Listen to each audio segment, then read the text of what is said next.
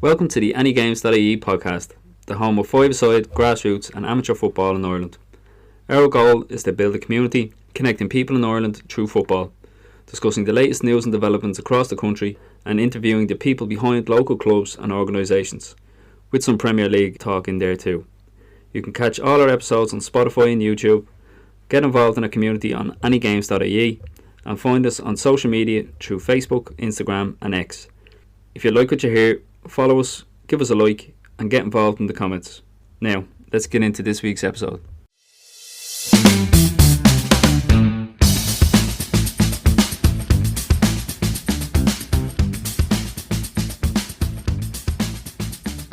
Hello and welcome to episode 11 of the anygames.ie podcast with me, Gav. And me, Dave.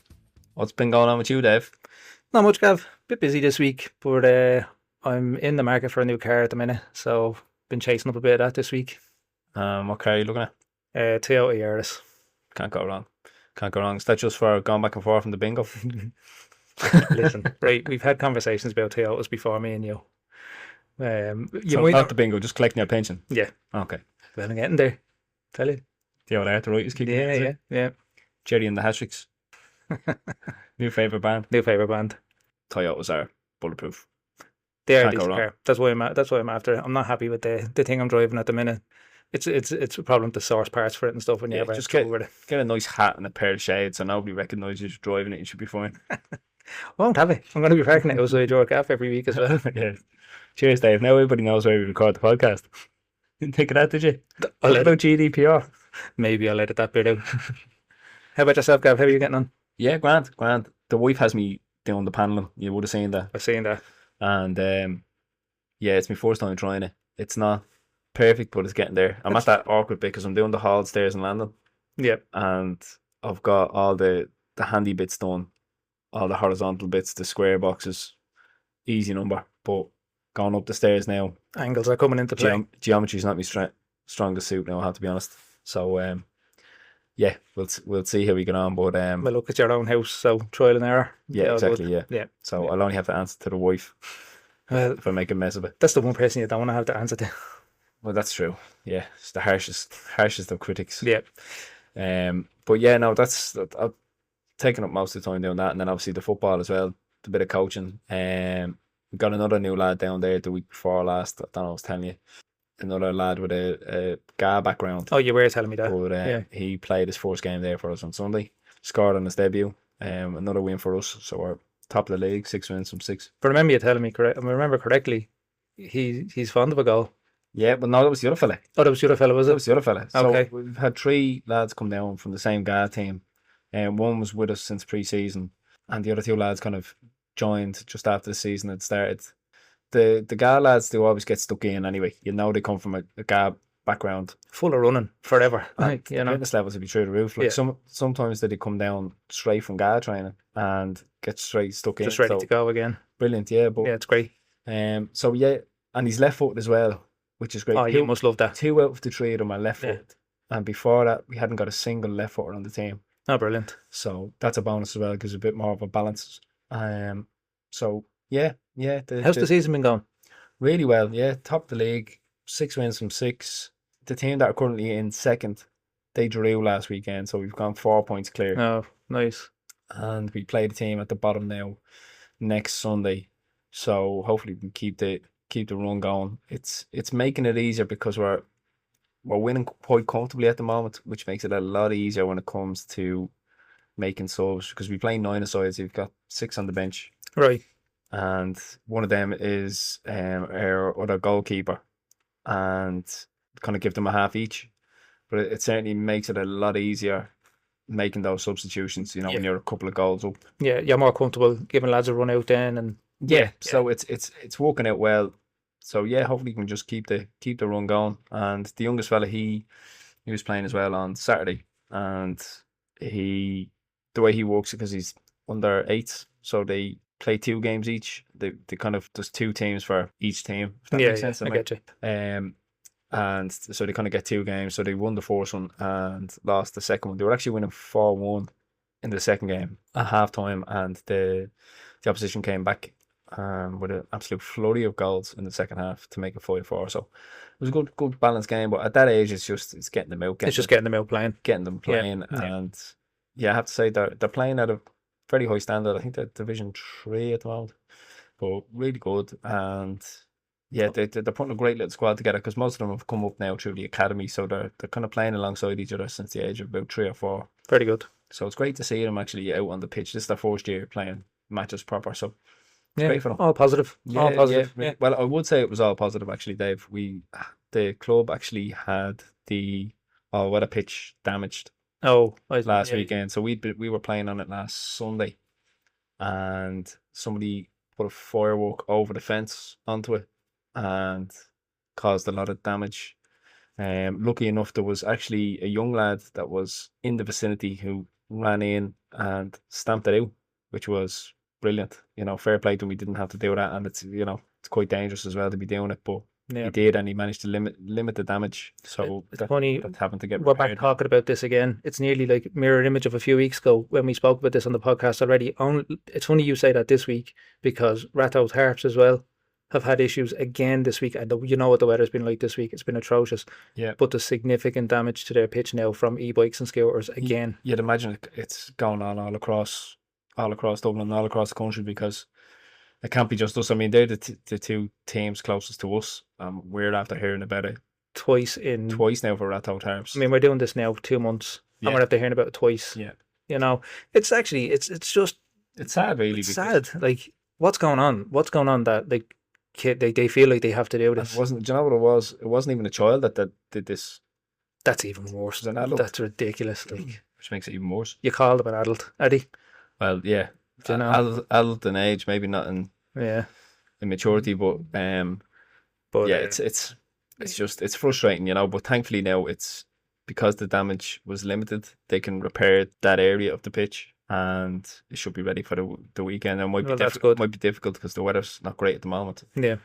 Look, again, like that with Rathout Harps, hopefully they can still play their games and whatever this weekend. They have got an all-weather pitch as well, but I mean, they rely on that grass pitch. Do you know what I mean? Yeah, and just going back to the weather, Dave, I think since we discussed the movement of the schoolboy leagues to summer football to go in conjunction with the League of Ireland, I think we've coursed it because we've had 3 or 4 games over the last month called off just because of the pitches being unplayable because of the weather. Most of them are obviously, well, all of them that we were due to play on were public parks. So it is understandable, but it's also quite frustrating because I do wonder how much, like you're saying that.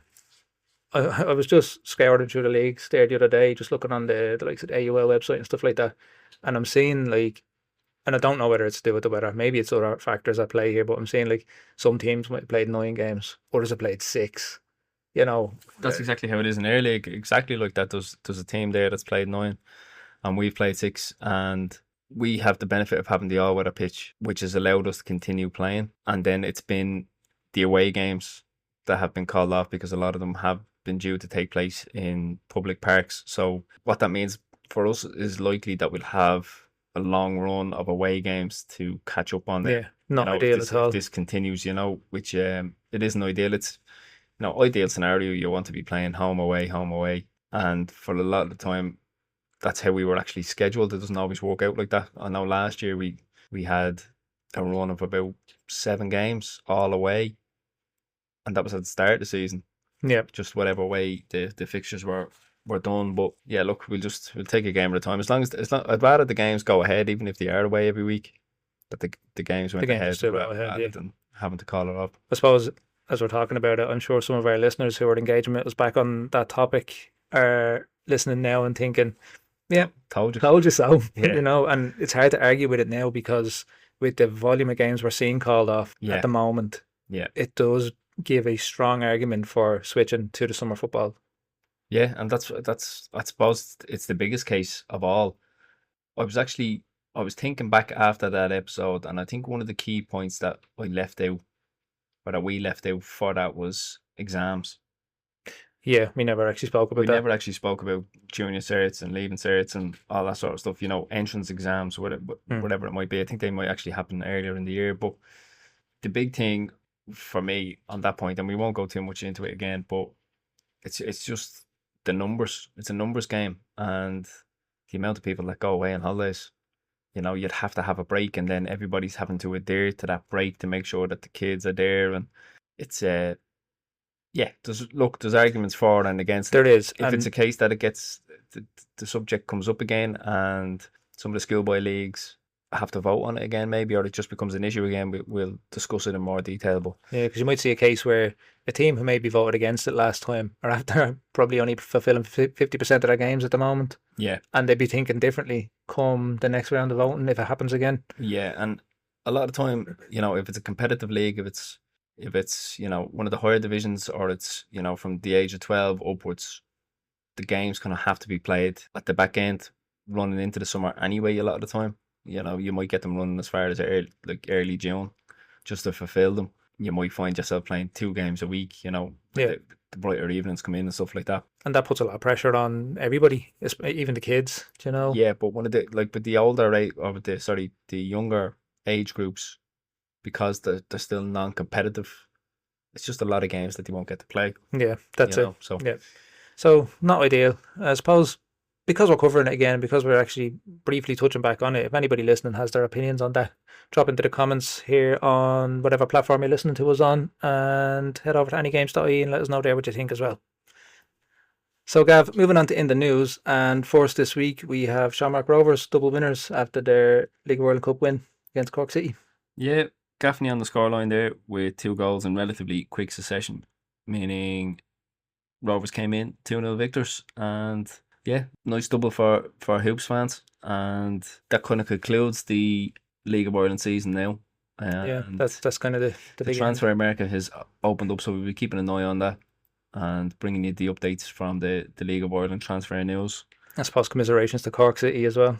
Also in the news this week, anygames.ie would like to pass on their condolences to the family of Alan Board, who was a long-serving matchday programme editor and a club volunteer at Bowes, who passed away last Thursday, having courageously battled an illness. And we'd just like to extend those condolences to Alan's family and all of the Bowes family as well. And staying with Bowes, the draw has been made for the Leinster Senior Cup, and Bowes are in Group D, and they'll be up against Bray Wanderers, Wexford, and my local club, Finglas United. That's great, isn't it, for Finglas? It's brilliant. It's great that the cup offers that opportunity for amateur teams and clubs to go up against top tier opposition and actually test themselves. Not only that, it's a good sign of what could be to come in terms of amateur sides getting a chance to, first of all, play these kind of teams, but also being given opportunities with something we're going to discuss in a few minutes as well, of integrating into the League of Ireland and stuff like that. Yeah, so as it stands, we've got the League of Ireland, which is obviously the top tier of football in Ireland, and then under that then you have the First Division, and up until now it's kind of just been promotion or relegation between those two for the most part. But it was recently announced that there would be the introduction of third tier. Not that recently, it's been announced a while now, but it had come to me that we hadn't actually broached the subject on here before. So from August next year, I think it's when it's due to actually officially get underway. They'll introduce a national league. So there'll be a national league, North and South, and the winners of each then will play a playoff for the opportunity then to be promoted to the First Division. Now, as it stands, they're just taking applications. I don't think the full process or the formalities have been ironed out just at this point, but that's where we're at the moment. So it'll be interesting to see how that develops and what that looks like. Whatever way you look at it, I can only see it. Maybe I'm wrong, and maybe someone might contradict me here, but I can only see that as a positive. Absolutely. Well, it's great because it gives, as we said, the amateur teams and clubs in Ireland that opportunity to get to a higher level, or to get to the top level in this country, and it's great for the growth of football in the country as well. It brings everybody up. I know there's always a lot of discussion over in England about the pyramid and parachute payments and all that sort of stuff. And I think we're a long way away from that.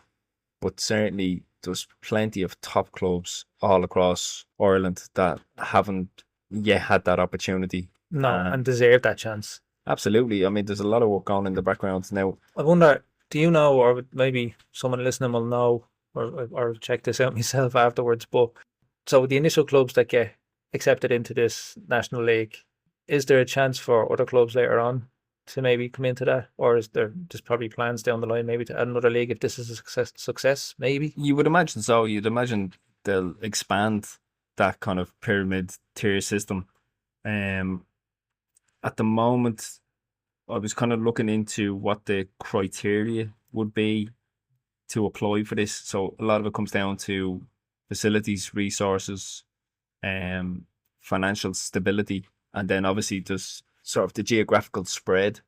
Yeah. So they don't just want a full league of teams from Dublin or, you know, the top cities like Galway and Cork and wherever else. They kind of want to have a good geographical spread.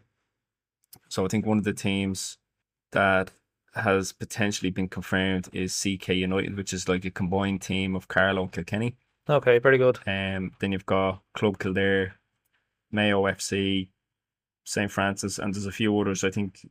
And it's only right that it's like that you're going to have that spread of teams across the country. Yeah, absolutely. And you might have one of the top teams across Carlow and Kilkenny that would give a good, honest account of themselves against the League of Ireland opposition and probably have done in previous cup competitions. Great as well that they'll have a chance to showcase themselves and be seen from other areas. Like you said that to me there, I didn't even know that team existed up to now. Yeah. You know, that Carlow Kilkenny team. But I think that's brilliant. Like, yeah. So we'll definitely keep an eye on it. And I suppose one of the things that we'd like to do as well going forward, if the interest is there from our listeners, is to maybe follow some of the top amateur leagues, the senior leagues, a bit more closely. Like, so the likes of the AUL, the Leinster Senior, those type of competitions. Yeah, it really ties into what we are trying to do here. Yeah. And like that's going to be kind of showcased in the next couple of weeks. We have our interview series starting very soon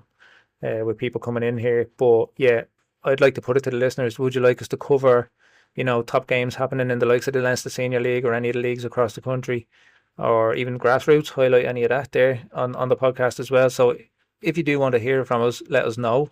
We do plan to do it, but we'd love to know what your opinion is on it as well.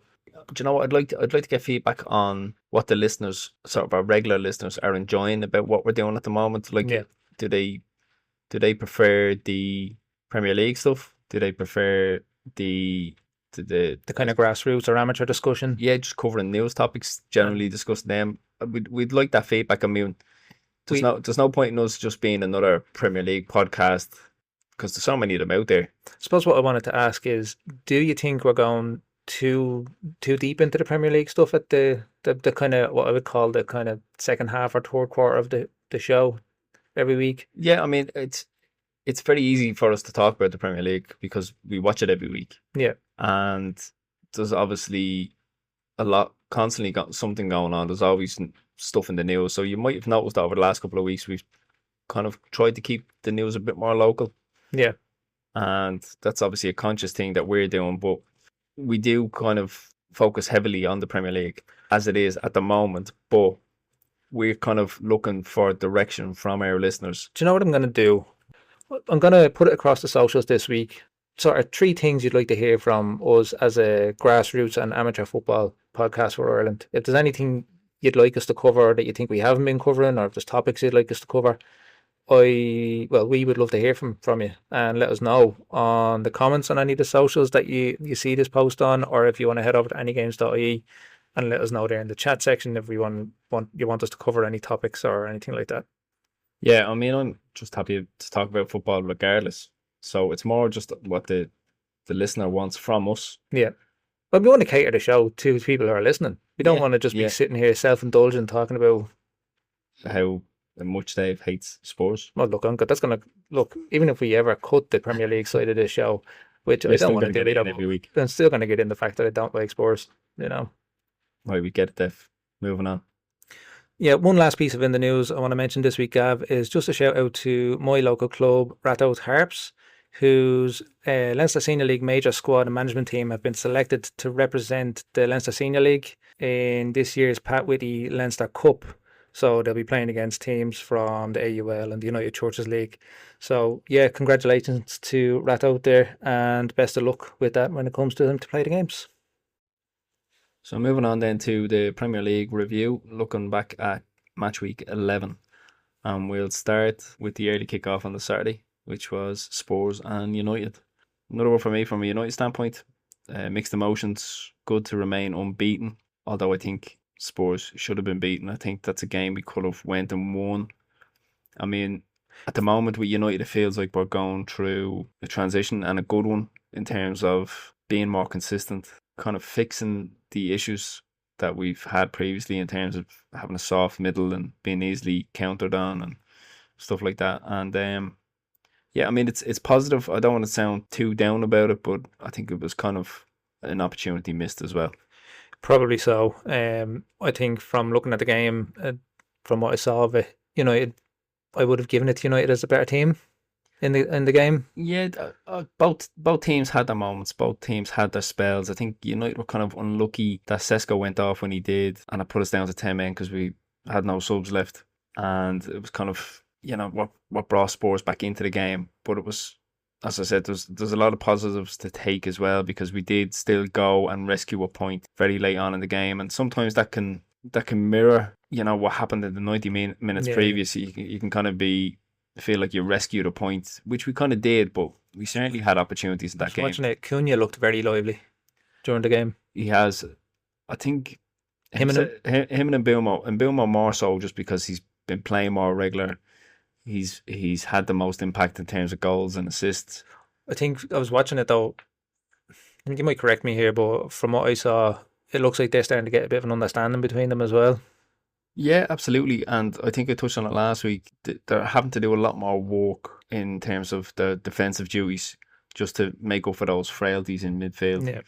And they certainly do that in abundance. I mean, they're both very good, hard-working players, and then obviously have the technical ability then to make something happen up the other end, which is why they were bought for in the first place. But yeah, definitely positive signs there. I think from what I've heard, the Sesko injury isn't a long-term one. It's not a massive worry, and probably with the international break coming as well, it's probably a good time to hook him off and say, right, he's not available for internationals. Yeah, absolutely. Yeah. So hopefully he's back fit soon. But yeah, look, it's an interest. It's a funny one, because like that, you're in the lead, and then you just go 2-1 down very late. So it nearly feels like a late winner, nearly getting that. Yeah, like I think if Sesko stays on that pitch and we don't go down to 10 men, I think we probably would have come away with a win.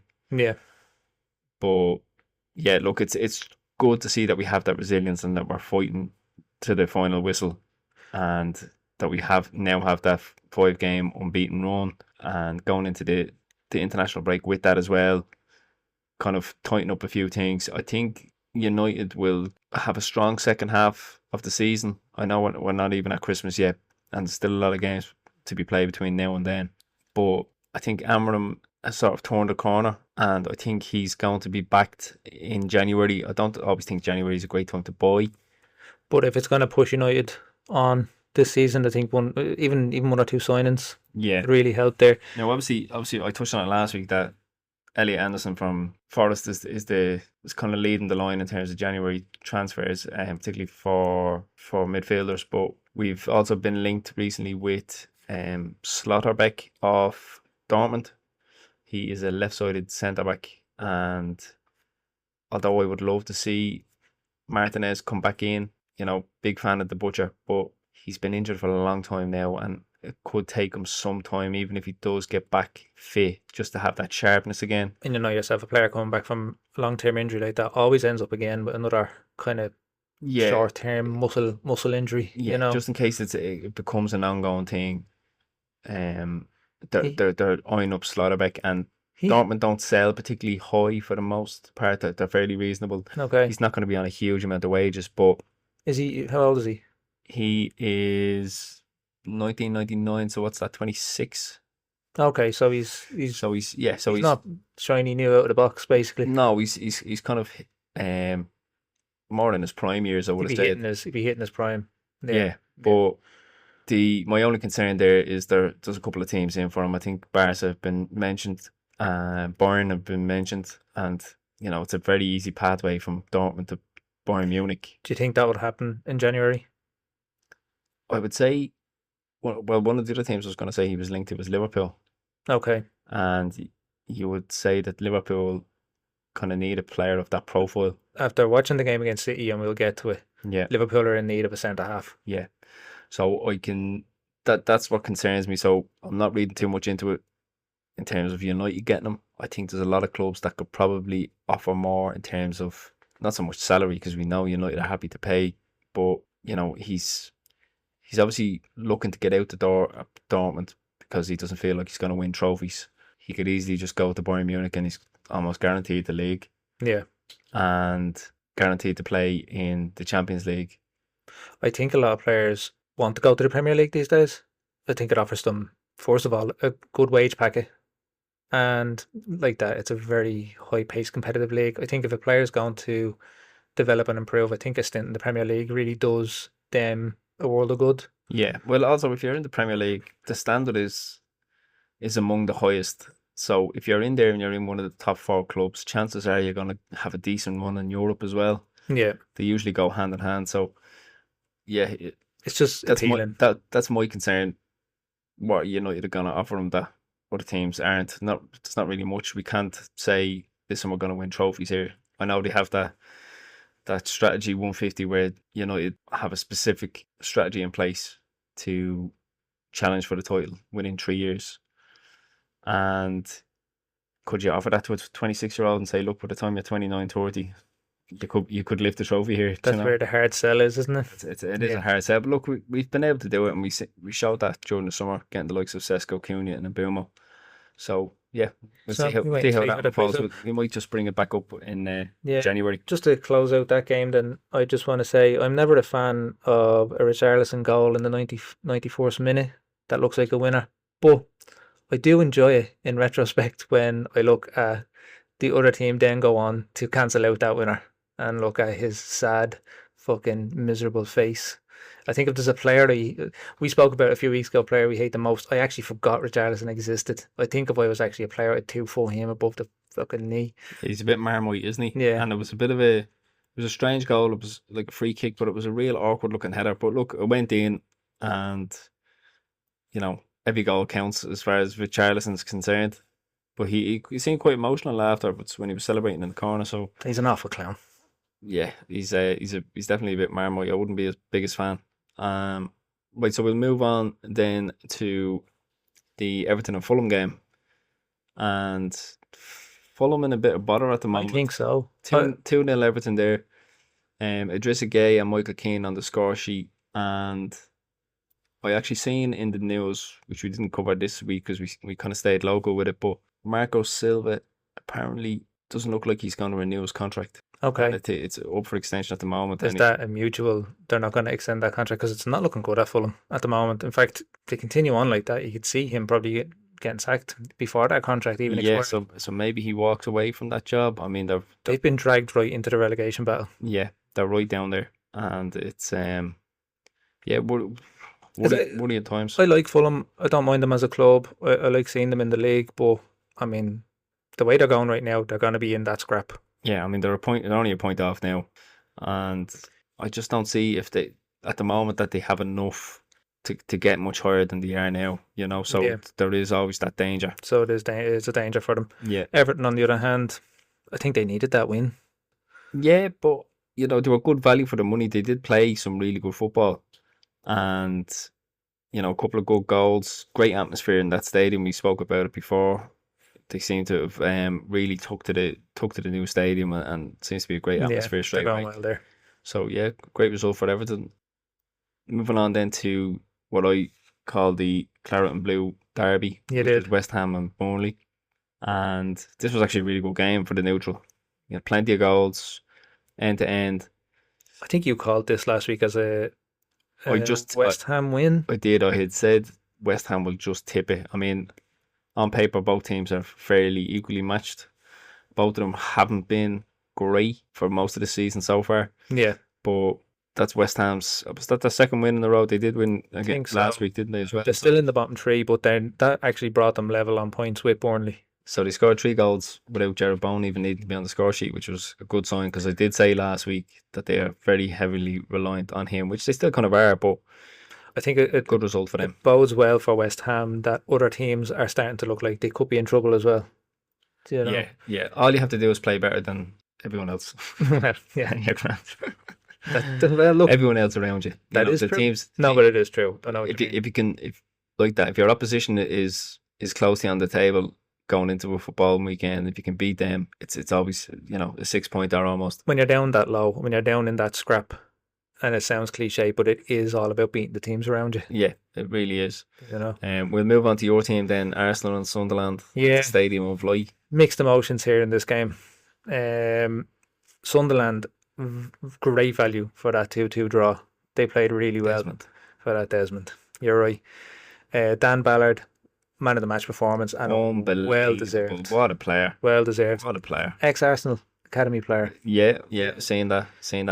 Terrific game. But I mean, he took his Both goal. ends of the pitch. Both ends of the pitch. Arsenal weren't great in the first half. I feel like Sunderland definitely were value for their lead, you know. But I will say about that first goal, Ballard takes it really well. Great strike, but the defending, and it's so uncharacteristic. You know, I think it was Saliba challenged for a header. I think he misses it, the ball bounces, and Arsenal don't challenge for the second ball. You know, and I think it was just the hunger and the desire to get on the end of that ball, and you just seen it was like a steam train going through that defence. Yeah. Not only that, he had a defensive masterclass in that game as well. Oh, he was brilliant.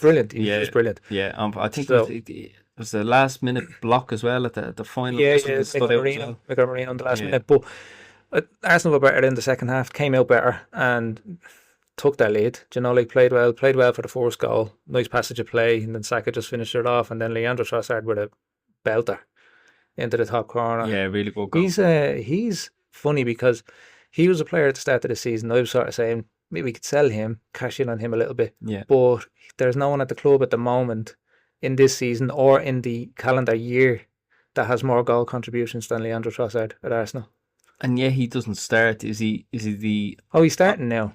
Is he? Yeah, but he doesn't. He wouldn't be when everybody's fit. He's not a starter. Like you wouldn't put him down as a starter, would you really? Well, it's funny. There's Trossard games and there's Martinelli games. Yeah. Do you know? But with the additions that you have made over the summer, you can't fit everybody in. No. And to me, I always felt Trossard and Martinelli would just fall to the bench naturally. With Eze maybe on the left. With Eze pushing out left. Yeah, I think Eze is going to be pushed out onto that left when Odegaard finally comes back from injury. But I think it'd be hard pressed to get in there now. I'm not dropping Trossard at the moment. No, I didn't know that stat about Trossard, but just on the subject of stats, I seen something the other day where it was saying Bukayo Saka has only got 1 goal and 0 assists in the last 16 games. That's interesting. I didn't see that. And that got me thinking, what is he doing on the pitch that's warranting him staying on that pitch? Now, look, he's after getting man of the match. I think, well, he had a good game in this game, but I think Arsenal have moved away from a reliance on Saka. Because, you know, yeah, you were very heavily reliant. Everything came on that right-hand side.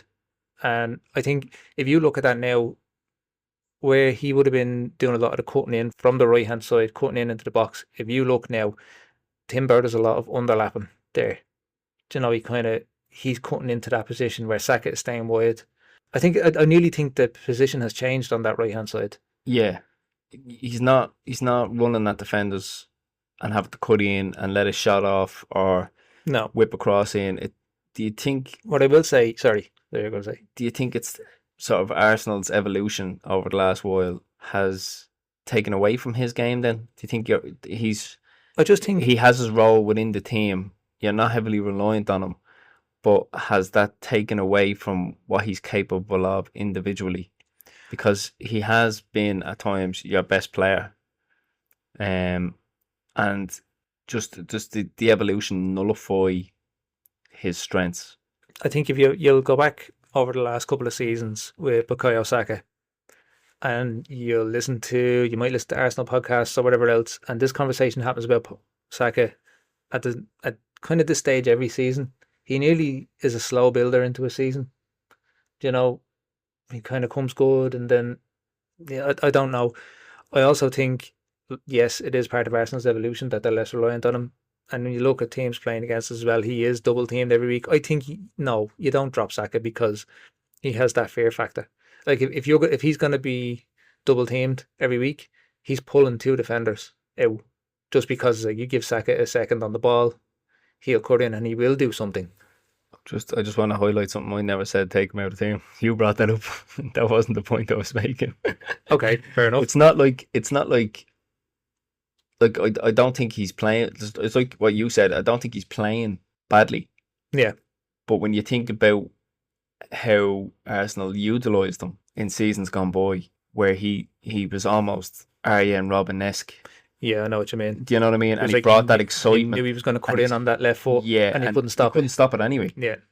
He's obviously been instructed to play differently, maybe like you said, the underlap from Timber, and basically how Arsenal are set up now. I think Arsenal's just evolved, and it's taken away from his stats, I think. Yeah, but do you think it just takes away from his game and total? Like, look, we're sitting here after he's just made man of the match and he scored a goal or whatever, but it's kind of splitting hairs a little bit. But no, I do agree with you. Like, you know, you probably expect a bit more from him in terms of assists, and I'm just thinking of the people who used to have him in their fantasy team.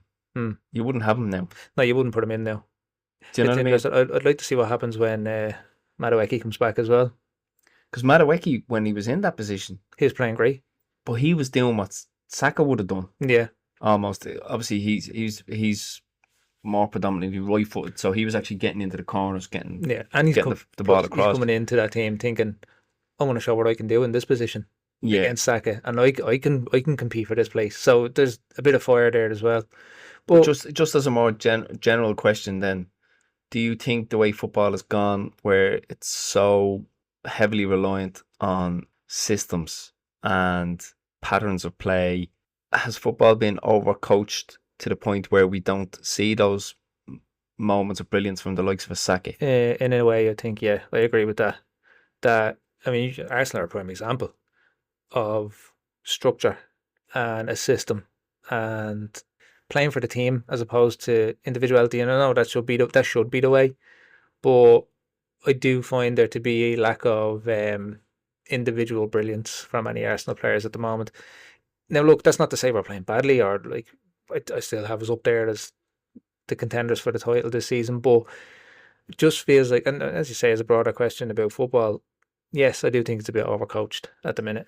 Because I think back to Arsenal of a couple of years ago, where you had the likes of Santi Cazorla, you had Fabregas, you had Wilshere, some unbelievably talent, and even then the topic of being overcoached was being brought up because Arsenal always looked like they had to score the perfect goal. Yeah, walk the ball into the box. There was very few shots outside the box. Yeah. But you also, within that, it's still allowed for moments of individual brilliance, whether it was an assist from Fabregas or a moment of magic from Cazorla, or I always think of that goal that Jack Wilshere scored against Fulham, where it was just tiki-taka at its finest. Yeah. Just one-touch football, round the corner, little chip, one touch, boom. Like, it was unbelievable. Yeah. And that's what Wenger at the time was trying to do all the time. Yeah. But even, I suppose under Wenger, it was still allowed a little bit more freedom to play your game. Yeah. Than under Arteta. Look, I don't sit here and bash Arteta because, like, he's doing well at the club, although it is time to win something there. I suppose to go back to the game though, Gav, just to finish it off, then Sunderland had that late equaliser, which was a cracking finish, but again, a bad piece of defending. Again, between Saliba and Zubamendi, they didn't win a header. against a Sunderland player, he gets to nod it down, and then you have Gabriel flapping at it, and Raya came out as well, and Raya, who's usually sound enough in goal, I think he made the wrong decision there to come. I think if he Yeah. stays, he has a chance. He gives himself a chance, maybe, at saving the goal. I know, but it's such fine margins, isn't it? I mean, Yeah. how well they have been doing all season and how solid they've been defensively. I mean, that's only 5 goals now in 11 games. The best defensive record in the league. You're going to concede goals. Look, it's going to happen, and you're going to have games like this where you're going to have a lapse in defensive concentration, and I only hope that now it just serves to kind of realign them. Yeah. To have a look at this and say, right, we can't take things for granted anymore. And Well, I would say what's kind of added to that now is City beating Liverpool, and we'll get to that. But We will obviously get to now that the gap has closed, it's put a bit of pressure on. and it's you're down to 4 points now. You can't, as you said, it'll realign them. They'll have to tighten up. But Yeah. I wouldn't dwell on it too much. No, look, I was disappointed when the goal went in because I thought we'd done the job. We came back 2-1, great character. We sitting if that ends 2-1, we're sitting here talking about how Arsenal show great character to come back and win the game. But for just what was a good goal, to be fair, right? It was a great finish. Do you know, the equaliser from Sunderland. But look, I'm going to take the game in isolation. These things happen. You're not going to win every game in the Premier League. But also, I would have said Sunderland were good value for the draw. Oh, absolutely. So I think it's given Sunderland's current form, the current league position, and the fact that it was at the Stadium of Light. Yeah. If I was Arsenal, I'd be look, take it and run. Yeah, take you it. know, especially since they didn't play overly well. Yeah, move on from that one. So moving on then to Chelsea and Wolves final game on Saturday. Yeah, no shocks here. We called it, didn't we? Really. Yeah. We could sit here and we could talk about how well Chelsea played, and they did play well, but It's Wolves. They're not. They're just. there's just no hope for them There's now. no hope. New manager in today, was it? Yeah, so this is the ex-Middlesbrough manager, and it's a bit of an interesting one because he had basically, he had a good position there with Middlesbrough, and I'm sure the Middlesbrough fans, I don't know if we have any, if we even have one, but they're not going to be happy with him leaving. They would have expected him to stick around and look to get promoted and get into the Premier League that way. Yeah, it's And you'd wonder from a managerial point of view, if you're looking for a job and you're looking at Wolves already 11 games in, so few points. I mean, that's a tall mountain to climb. Why is that the job you take? Why do you leave Middlesbrough, who have potential to come up next season? I think I would much rather stay at that club and have the success of getting them promoted and see what we can do next season. There's 2 points to that which I'd like to make just in regards to him choosing Wolves. So one is that he's a former Wolves player. Oh, okay.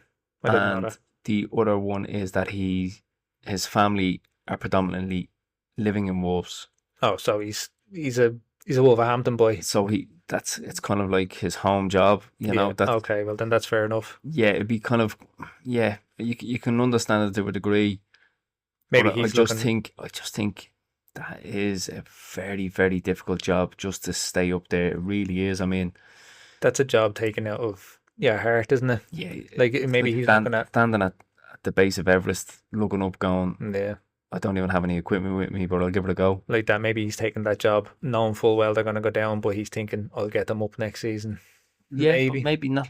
Why not stick around with Middlesbrough and Build something there. yeah, keep going that way and bring them up and come up rather than go down. Yeah, I know. It's a tough one though, because if you are, if Wolves, if a team is in your blood, pulls at the heartstrings, and you're thinking, that's it. as I said before, managers will have a bit of an ego where they'll be looking at that going, I can turn that around. Yeah. So look, best of luck to him anyway, but definitely a difficult job there. So we'll move on to the Sunday games then, and we've got Aston Villa and Bournemouth, which for me was the shock result of the weekend. Huge win for Villa. Huge win for Villa, who have been poor all season, and Bournemouth, to the contrary, have been a really solid team, with the exception of the City loss. They've looked like Bournemouth have been competitive with every team. Oh, absolutely, yeah. This But season. recently we've been second in the league, Yeah, and everything's so tight up at the top of the table at the moment. But now you have Villa, who are on the same points now as Bournemouth. And I don't know what happened. It was like a light just switched, and every one of the players seemed up for it. Yeah, we might have touched on it and said that Villa are probably too good to have stayed on that run of form that they were on. And probably the manager's too good Yeah, as well. I would have said, I really rate the manager. But what I would say is, Buendia got man of the match in that game, and I have to say he was phenomenal in that game. Like, he covered every blade of grass, just made Villa tick. And I think sometimes it just takes one player to just grab a team by the scruff of the drag the neck team up. and just, Yeah. just keep them ticking, get the ball off the defence, turn, get them up the pitch, keep everything ticking away. Obviously scored the opening goal as well.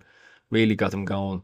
So well deserved man of the match, and it'd be interesting now to see if Villa can kick on from that. I think they might. The confidence will be there now, and they're up there now. I mean, they're sixth. Yeah, and I wouldn't have any, in the contrary to that then, I wouldn't have any issues or concerns about Bournemouth. I think No, what I will say still a about solid outfit, and I'd still think still on track to finish to have a good season. mid-table. Yeah, I think the problem, I think just for Bournemouth, as you say, solid team. What's happening now, I think, is games are coming thick and fast now, and sometimes a squad like Bournemouth will just suffer from that, as good as they are. Yeah, and maybe a lot of it is down to squad depth. They maybe Yeah. haven't got the squad depth either. So, but But- yeah, no, look, really good result there for Villa. A shocking result as far as I'm concerned, based on both Current teams, both teams' form going Yeah. into the game. But that's why we love the Premier League. You just Yeah. don't know what you're going to get from one weekend to another. We'll move on then to Brentford and Newcastle. And Newcastle in a spot of bother. I said this a couple of weeks ago. You did. I think Eddie Howe could be in trouble. And actually, I saw a story during the week how Eddie Howe has the backing of the board. You know, and Yeah, that they're doubling down on it. that is that's the death nail sometimes. Do you know? Oh yeah, no, full backing. 3 games later, gone. Well, we only had spoken about Vitor Pereira getting a new contract at Wolves, and that lasted about 3 weeks before he got the sack. So these things do happen in football. But good result for Brentford. Very good result. Yeah, Igor Thiago is a man in form right now. yeah. He is scoring. Obviously scored against United a couple of weeks ago. But I think he's second top scorer behind Haaland Is he? at the moment. Yeah. That's Yeah. some stats now. Yeah, got a lot of goals, and Dan Bourne's been sent off. I don't know if you've seen it, but I didn't see the sending off. No. to me personally, when I look at Newcastle, I spoke before about their midfield trio of Tonali and Bruno and Joe Linton, and really quality. Now, obviously, they've Wissa to come back from injury. He hasn't Yeah. really got going, obviously. But that would be a midfield. You'd kind of say lacks in a bit of discipline as well. It does, but it's a very hard-working midfield. Hmm. But where I see the weaknesses, I don't think Nick Pope's a great goalkeeper. He's very hit and miss. I think he's a bit overrated. But Some would consider that a bit of a controversial opinion. A lot of people rate him. I don't. I think he's too many mistakes in him. I think he's a poor man's Pickford, if I'm being honest. I think you'd get as much as I dislike Jordan Pickford, all the antics and everything else. He's a good goalkeeper. He's a good goalkeeper, and I think he's better than Nick Pope. Yeah. I think Newcastle's biggest concern has to be their defence. Dan Bourne's getting sent off, and I just look at him and Botman in particular, and they've no pace, and they're continuously getting run at. When a defender's running at them, you usually see what Dan Bourne's did the weekend, and it's all hands, and they're just Yeah. trying to slow them down, and they just constantly look like they're going to give away a free kick or a penalty, or they're going to get sent off because they're the last man, this type of thing. Like Yeah. they always just look like a liability. They're fine when they're not the ones being counted on. If they kind of play like a low block, and the other opposition are throwing everything at them, and they're throwing crosses in.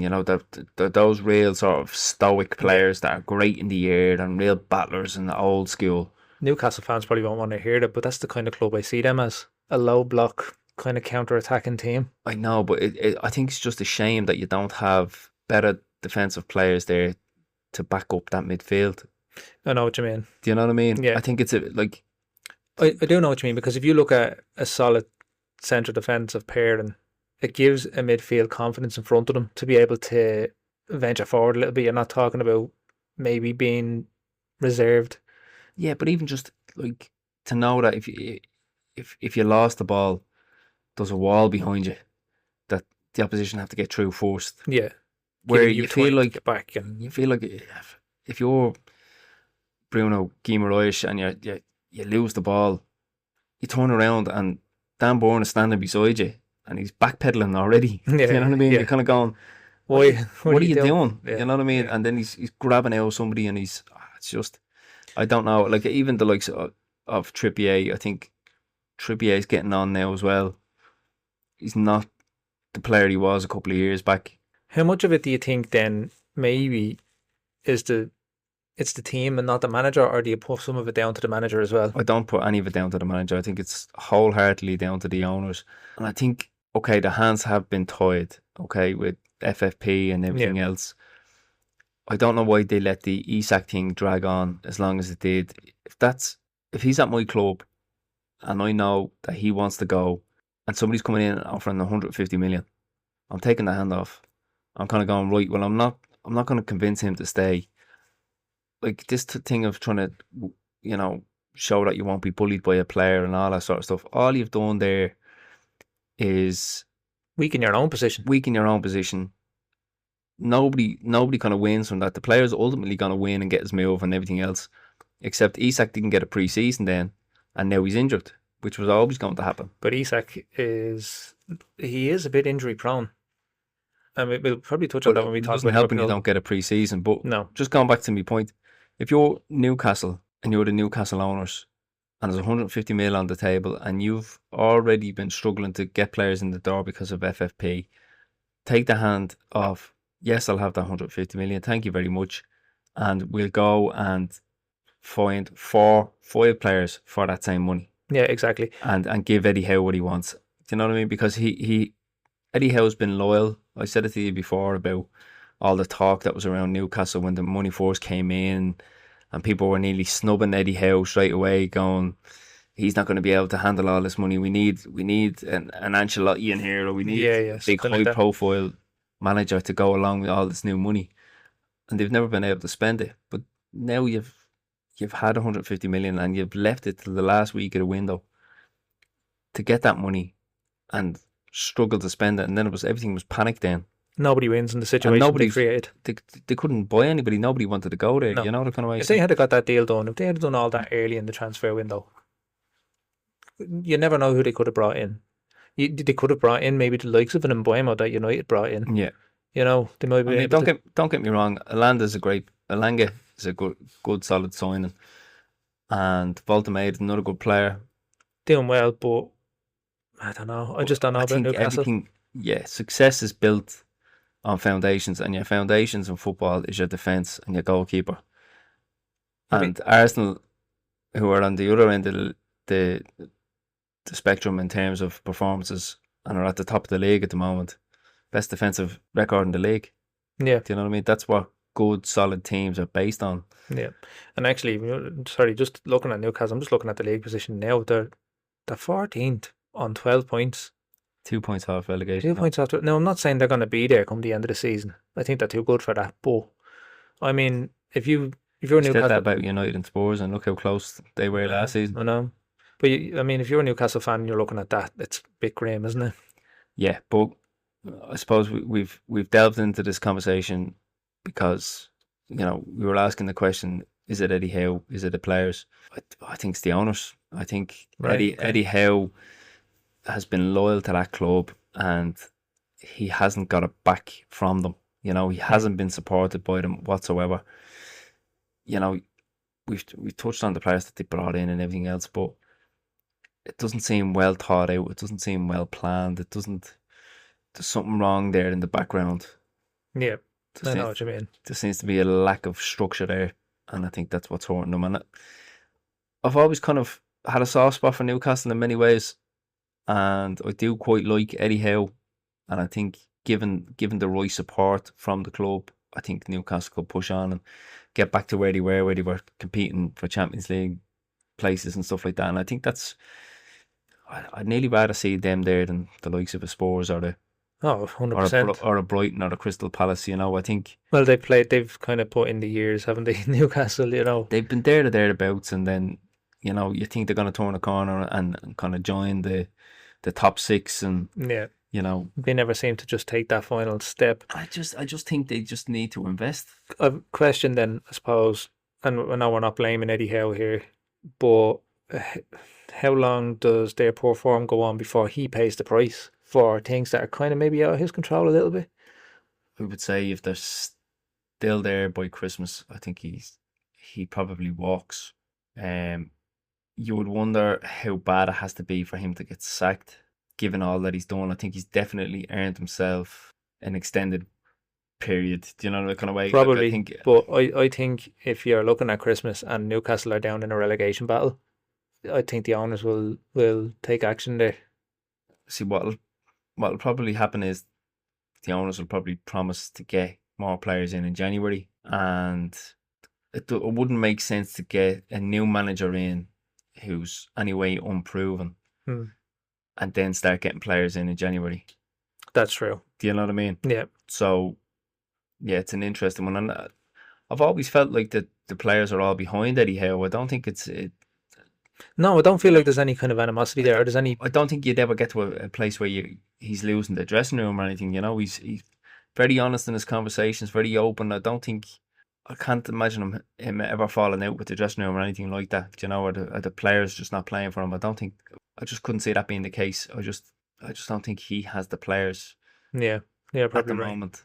Yeah, you know, especially defensively, as I said. So we'll see how that progresses. They could do what West Ham done and win 2 games on the trot, and they're jumping back up the league. I mean, it's very tight. Actually, the league table is very tight. Well, we say that they're 14th and they're 2 points off, but they're also only 2 wins off Man United. 2 wins off. Yeah, I mean you can climb that table very quickly. You know, this season so far. We spoke far about last week how tight it is. So yeah, maybe we're just calling it a bit too early just because the league table doesn't look great. Yeah, and maybe going back to Wolves, maybe that suits Wolves that everybody's beating everybody at the moment. Yeah, but they need to start winning. Well, everybody's beating Wolves at the moment. Yeah, so that's what they have to stop. But what I mean is there's no major gaps. There's no emerging massive runaway. Like, I mean, if Wolves say win their next game and Forest don't, they cut that gap down between them to 3 points, I think. Yeah. You know, it just takes one win is all it takes, as Dua Lipa would say. Nice. See what I did there? I did. Moving on to the next game, Crystal Palace and Brighton. And we said last week that these teams are almost identical when you think of them. You know, they're always those teams that you kind of like and that are like 7th, 8th, you know, kind of.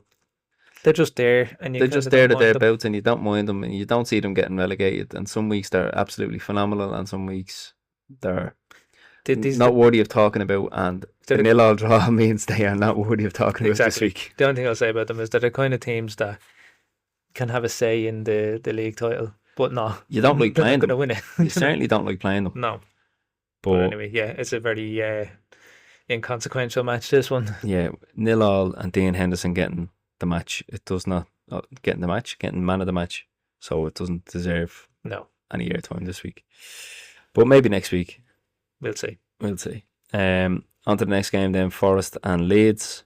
Big result. Yeah, good win for Forest, and Elliot Anderson with the penalty at the end, which was nice for him. Future Man United player, hopefully. But Morgan Gibbs-White also on the score sheet. Yeah, good to see. Always like him. He's a good player. Yeah, he is. He's a likeable character as well, and obviously got left out of the England squad. So I think he's obviously trying to do what he can to get back in there. Going to be difficult for him, isn't it? If Forest continue to struggle, although I do see them maybe in a bit of a turnaround under Sean Dyche. Yeah, you would say so. That there's definitely a bit of a spark back at least. Yeah, he's the kind of manager as well. Players play for him, if you know what I mean. Yeah, he kind of gets the dressing room on his side, and I'm not his biggest fan actually, but I do appreciate him as a manager. Yeah. And even with that win, Leeds still stay above Forest. So Yeah. Leeds are currently in 16th on 11 points. I think we spoke last week. I think I said this was a massive game for Forest and they had to win it. I feel like they had to win this game because West Ham and Burnley were playing each other. Yeah. And if Forest don't win this game this week, it looks a lot different for them. Yeah, I mean, you feel like a lot of those clubs at the moment, they're nearly almost must wins. You know, you don't want to be getting to Christmas and feeling like you're anyway near the bottom three. No. And there's a lot of them kind of in and around that circle. In But that kind of danger zone.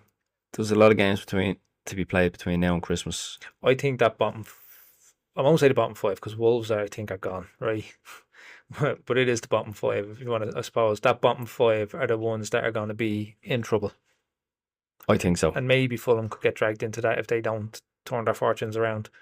I would have included Fulham in that. Would you? So you're saying Yeah. the bottom 6 then are going to be the ones? I would say the bottom 6. Okay. I would say that's. I think it might shuffle around a bit, but I think that's going to be our bottom 6. Like I still, even though West Ham are on the bounce of 2 good results, I still don't see them going much higher than 16th, 15th. Like I can't realistically, I can't see that because once you get up to, if they were to reach 15th tomorrow, the teams above them, Newcastle, Everton, Brentford, Brighton, Palace, they're not better than those teams. no, and all those that sort of bottom 6 teams, they're all capable of beating each other. Yeah. Could be a good relegation battle this year. Yeah, I think so. I think it's going to come right down to the wire. But I'd say there's no comeback from Wolves there at all. I don't think. No, I don't think so. I mean, I just don't see it from them. No. We'll move on then to the final game of the weekend, which was Man City and Liverpool. There's a few talking points here. There is. This I think game. we could be here talking about this for a while. So, obviously, Haaland missed the penalty. He did. Do you think it was a penalty? I thought so. I did as well. I could see why you'd be annoyed with it if it was Yeah. given against you. But by the letter of the law, there is the contact. It's there. It's a penalty. Yeah, It's a penalty. yeah. No, I did. I thought it was a penalty, and I thought it was. I don't think Haaland's that great at penalties, is he? I don't know. I never thought of it before. But, well, that was a terrible penalty. So Yeah, like it wasn't the worst, but that was very savable. there's I've seen it somewhere before as well that left footers are actually less likely to score a penalty statistically. Is that right? Yeah, I I don't think know. it's something to do with the body shape or the way they angle. I don't know why it differs, but That's interesting. No, I hadn't heard that before. yeah, it's strange because I'm left footed. I'm brilliant at penalties. You are Giving away penalties. You are a smash the ball, no finesse penalty taker. How dare you, Dave? They all count when they go in, alright? I know. Yeah, I wouldn't have the bottle now to do a Panenka around. But yeah, look, it wasn't a great penalty. You'd have to give credit to the goalkeeper. Good save, good technique in the save, and timed it very well because it looked in slow motion like he might have come off the line too early, but he timed it well, and Yeah, no, it was a good save. It was a good save. But City can't have any complaints with that one. I mean, it was a good save. It was a bad penalty, in my opinion. Yeah, and then Haaland just scored anyway, as he always does. As he always does. But with that goal, Bit of a fluke. and the defending was Bit of terrible. luck. Konate was brutal. Yeah, he got something on the ball, but it still came off Haaland's head and went in. I looked at the goal and I was like, I just don't see how Konate didn't win that ball. He was ahead of Haaland. The ball was at the right height for him to win it. And he just, I don't know, had a moment, I guess. Yeah, I feel like his body language is completely off with Konate. He doesn't look like he's as interested or he's No. as willing to put the hard yards in or to put the tackle in. He just kind of looks off it. Something's not right there. And I've completely flipped my opinion on Liverpool from the start of this podcast when we were talking about them and saying, you know, Liverpool firm favourites to win the league. Doesn't look like it now. Like they look way off it. Yeah, I think so too. I think a lot of it is to do with the fullbacks. And I said this last week. I think that's what I actually said last week in the preview of this game, that this was going to go City's favour. I did fancy City for that, and I was saying that Pep, like this is an ideal game for Pep to set up with the likes of a Doku or a Marmouche, but Marmouche didn't end up playing, at least not starting. I don't think he came on. He's only coming back from injury, but Doku was great. But he was having a field day because Mo Salah was never getting back. No. So Conor Bradley was exposed, and what happened then was like you had Gravenberch having to cover from Mo Salah. Then that drags the whole midfield out of position. So one player is causing 3 or 4 other players to be out of position off Liverpool. Goes back to the question, doesn't it? Is Salah detrimental to this team now? Look, he's never track back, really. No. For the most part. But he's not. That's not his game. He's not really offering anything the other way now. But what's he doing if he's not scoring your goals then to make up for it, you know? No, I know. The work rate's not there. That's the biggest talking point, I think, from that game, is you have Salah almost as this luxury player like United used to have Ronaldo, where you didn't expect him to do any of the defensive work, and players were kind of happy to cover the ground and make up for that defensively. Yeah. For what they brought in the attacking sense, and Salah's not doing it at the moment. So will we put it to Liverpool fans again? We've asked the question before, but we should just do this every week. Yeah. Every week that Salah plays, when's he getting dropped? Because he has a couple of goals, but he's not doing it. He's nowhere near the form, and Liverpool fans can say, "Oh, he starts the season slow," and we're 11 games in. And I made the same excuse for Saka earlier, actually. But you did. I didn't want to say it, Dave. But you were also the one that said he got dropped. I didn't think Saka should be dropped because Saka's still offering something. Yeah, exactly. He's still contributing, even if it's not with assists. And Arsenal are winning. It's a lot easier. It's a lot easier to make a case for somebody when the team's winning. Plus, you're kind of looking at a player who the players on opposite ends of their career, really, aren't they? Liverpool, although they're level on points with Man United, United started the season really poorly and have improved.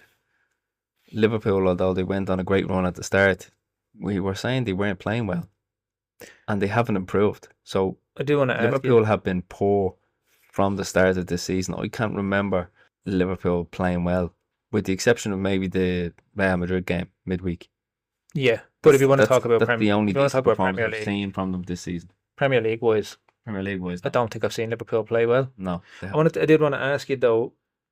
I think they were robbed of a goal at the Van Dijk, the offside for the Van Dijk goal. Is it Robertson? I don't think he's interfering with play there at all. He's not obstructing the goalkeeper. Yeah, no, I'd probably agree with you. To be fair, I think it was a bit soft. If I'm on the receiving end of that decision now, I'm annoyed. Like, that's very frustrating. And it was it at the point where they were only 1-0? Was that would have been an equaliser. Yeah. So very important juncture of the game. Would they have gone on to win it?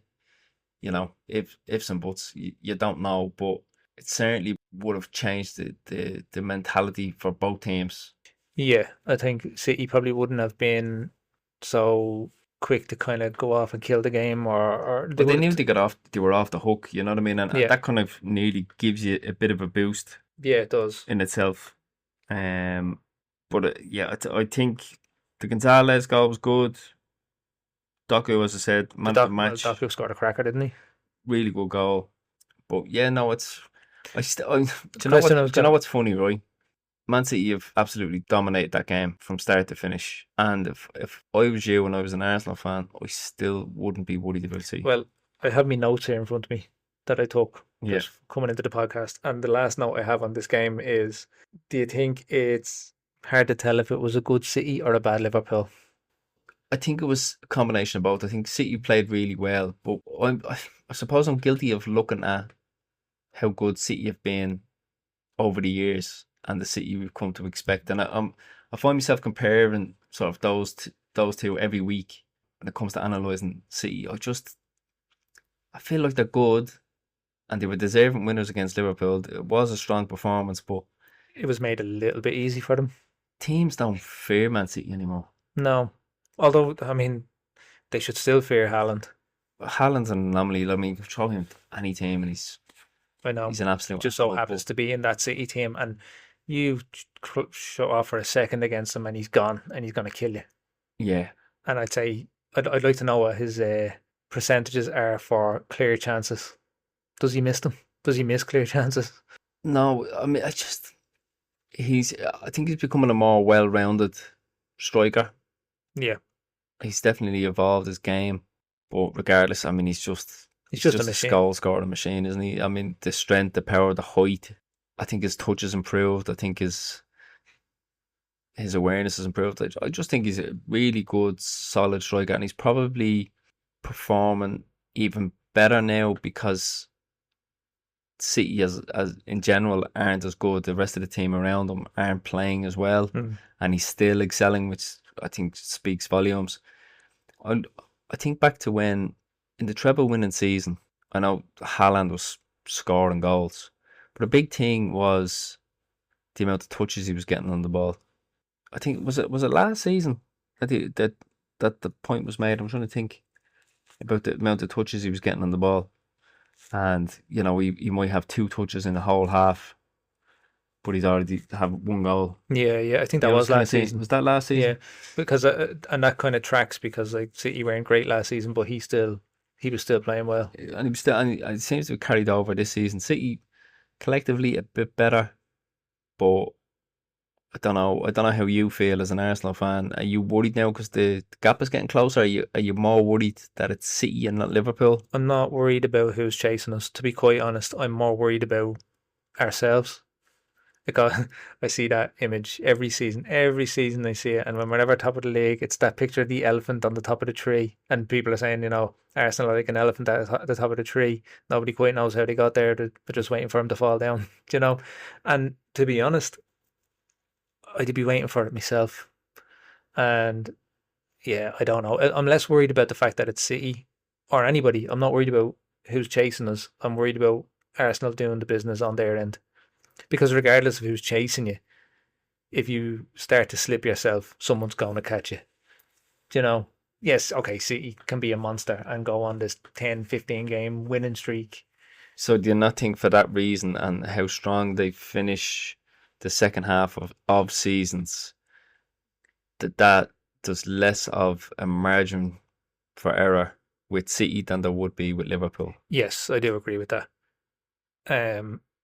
I think what I would like to see is also Arsenal showing that kind of consistency. Yeah, the resilience. Yeah, like a big thing now is how I would have, the international break came at a terrible time. I would have loved to have gone straight into the Spurs game from this one, because I feel like there would have been a bit of anger there going into that Spurs game, and there might well still be. Yeah, but God, I just hope we smash them. Them and their big golden cock on top of the stadium. Jesus, Dave. If you're not talking about Spurs, you're talking about golden cocks. Well, Dr. Cox. Speaking of Dr. Cox, Scrubs coming back. Scrubs is coming back. February 2026. Can't wait. I do love it. I just hope it's in keeping with the original and it doesn't go off on a bit of a tangent like some of the later episodes. The later seasons were a bit meh. Meh. So that wraps up the Premier League review. Yes, it does. And does it wrap up the podcast, Dave, for this week? Is this a short episode? Well, we're an hour and 19 into recording. I'll tell you what. Do you want to touch on the Ireland? I was gonna say we'll have a little chat because Ronaldo's coming to town tomorrow. He is. So we'll have a little chat about that. So, what score are Portugal gonna win? Okay. What I would say, Dave, is Ireland always predominantly play their best football against the bigger fish. They do, actually, yeah. I agree with that. Because there's no onus on them. There's no expectation on them to go get a result. I think when the pressure's off, they play the best football. I think when their back's against the wall and they play in a low block and all their job is just shifting from side to side and keeping the spaces tight. Getting a bit crabby. Shifting side to side. Side to side, giving it all that. I don't know why I did that because nobody's going to see me doing the hands anyway. Crab claws, anyway. Crab claws. I know what you're saying though. But that's when Ireland play their best football. When they're the underdogs, backs against the wall, cutting out the tight spaces, winning headers, winning crosses. seen it in the last game against Portugal. That's exactly what we did. Yeah. That's what we're. And we did make it difficult on them the last time out And as well. that's- So And that's where I'll go. And hope maybe that we get a counter attack, or we get a corner or set piece or whatever it might be, just to keep us in the game. But ultimately, we're massive underdogs. Of course, we are. No Evan Ferguson either. is he injured again? Well, there's a bit of controversy over it because Helmgren had already named him in the squad, and then last minute, then the Roma manager came out and said that he's not fit, that he won't be travelling. So it all seems a bit strange. Yeah, that's a bit of a strange one. Alright. Strange one. But So look, fingers crossed that we can get a draw or something tomorrow, yeah, or a sneaky win. we've the American lad O'Toole coming into the squad, which is a bit random. This is his first call up, Okay. and can't tell you I know much about him. No. Playing over in the MLS, and must have an Irish granny, you'd imagine. Yeah. Probably with a name like O'Toole, of course he does. Yeah. Well, that's true enough as well. But I But don't know if he'll get a game. I don't know if he'll get a run out. I don't know what the thought process behind that is. Maybe- I seen online somebody was saying, why would you not just get James McLean in?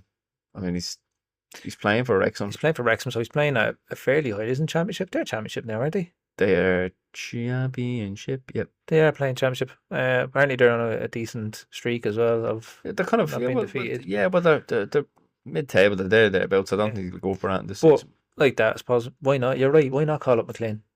If Yeah. nothing else, he'll just give you an outlet. Yeah. Do you know? And come on, it's Christmas. You have to have McLean in there. That's true. Oh, actually, speaking of it's Christmas and names, I sent you on one the other day about Kevin McAllister. Yeah, it did. That was good. I laughed. Oh, that was good. Yeah. Kevin!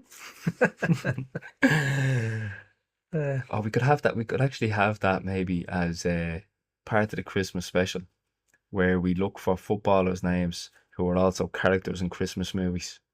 nice, actually. Yeah. That'd be Yeah. a good little segment, wouldn't it? If anybody listening, actually, if you can think of any footballers out there whose name corresponds with anybody you've seen from Christmas movies, like Kevin McAllister, Kevin McAllister. That's a good one. I do like that one. Yeah. So yeah, if you can think of any, let us know. Yeah, do.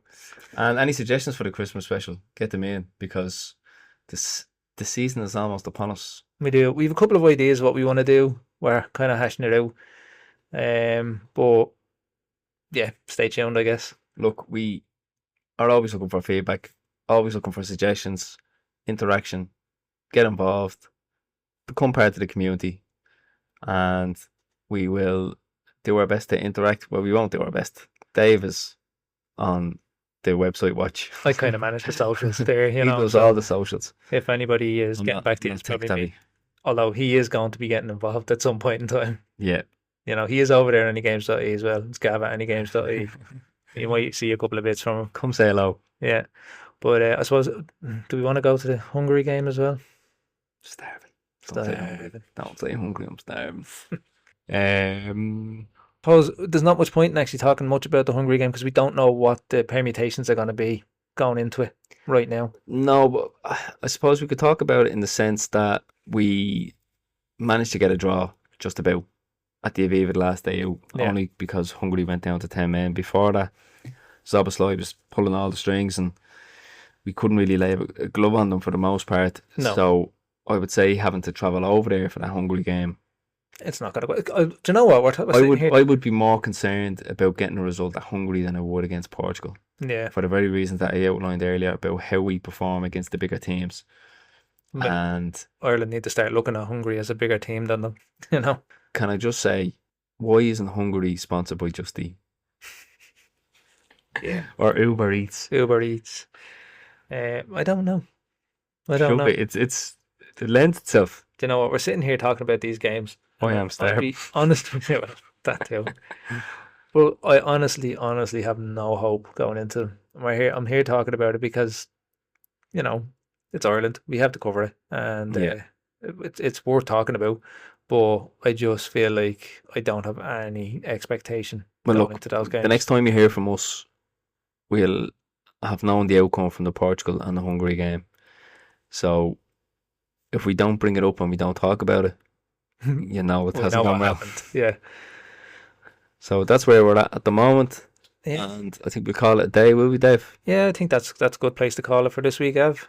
But before we do go, Dave, I know you're not going to just go off air without telling the listeners how grateful you are that they listen to us every week, or by directing them over to all our social platforms like X, formerly known as Twitter, and YouTube, and the website, of course, anygames.ie. And do they leave any out? Maybe Facebook? TikTok. They're all down socials. So do you want to tell them to go on all over there and say how much you thank them? No, I think you've got it covered there, Gav. Thanks. Oh, did I? Sorry. Yeah. Sorry, that was my introduction to you doing it, but I seem to have covered it. Well, you seem to have covered it. But I will say thanks to everybody for listening. And He's going to say it. I am going to say it because you missed a bit. Can't help himself. You missed a bit. Go on, Right. just say it. Thanks for listening. And if you have been listening and you like what you hear, give us a follow on Spotify and on YouTube. Hit the notification bell. It'll give you updates for the latest episodes, which we release every Friday. And yeah, like that. If you have anything you want to drop into anygames.ie or anything you'd like to mention, drop it in the comments and let us know on the socials and on the website. Couldn't help yourself, could you? No, I couldn't. You missed a bit. Just, it's like you always have to have the last word. No, I don't. Yeah, you do. Nah. Right, go on, I'm going. I'm starving. Right. Best of luck, everybody. Thanks for listening. So on.